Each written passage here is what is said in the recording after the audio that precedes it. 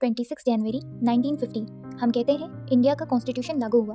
लेकिन क्या आप जानते हैं इंडियन कॉन्स्टिट्यूशन की कहानी 1950 से नहीं बल्कि 1773 से शुरू होती है। उस वक्त इंडिया पर रूल कर रही थी ईस्ट इंडिया कंपनी, एक ट्रेडिंग कंपनी जो इंडिया में ट्रेड करने आई थी, लेकिन धीरे धीरे पूरे देश पर कंट्रोल जमा चुकी थी। 1757 battle of Plassey, 1764 battle of Buxar, इन दोनों बैटल के बाद कंपनी को बंगाल की दीवानी मिल गई, मतलब रेवेन्यू कलेक्शन का पावर। अब प्रॉब्लम ये थी कंपनी के ऑफिसर्स पावर का मिसयूज करने लगे, करप्शन बढ़ने लगा।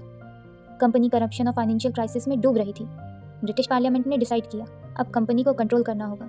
ये पहली बार था जब ब्रिटिश पार्लियामेंट ने डिसाइड किया कि ईस्ट इंडिया कंपनी को कंट्रोल करना जरूरी है। ब्रिटेन में लोग सवाल करने लगे, एक प्राइवेट कंपनी पूरे इंडिया को कैसे रूल कर सकती है?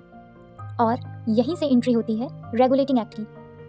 1773 में पास हुआ रेगुलेटिंग एक्ट। ये सिर्फ एक्ट नहीं था, ये इंडिया के कॉन्स्टिट्यूशनल कंट्रोल की शुरुआत थी। 1773 में पास हुआ रेगुलेटिंग एक्ट के अंडर बंगाल का गवर्नर जनरल बना दिया गया, गवर्नर जनरल ऑफ बंगाल, और पहले गवर्नर जनरल ऑफ बंगाल बने वॉरेन हेस्टिंग। उसके साथ साथ एक एग्जीक्यूटिव काउंसिल ऑफ 4 मेंबर भी बनाई गई। बॉम्बे और मद्रास प्रेसिडेंसीज को बंगाल के अंडर ला दिया गया, मतलब पावर सेंट्रलाइज्ड होने लगी। और फिर 1774 में सुप्रीम कोर्ट स्टेब्लिश हुआ कलकत्ता में। लेकिन यहाँ से शुरू हुआ कॉन्फ्लिक्ट सुप्रीम कोर्ट और गवर्नर जनरल के बीच ऑथोरिटी का क्लैश हुआ। इस एक्ट में डिफेक्ट भी थे।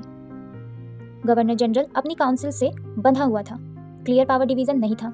लेकिन फिर भी ये एक्ट इंपॉर्टेंट इसलिए है क्योंकि यहीं से शुरू होती है इंडिया की कॉन्स्टिट्यूशनल डेवलपमेंट की जर्नी।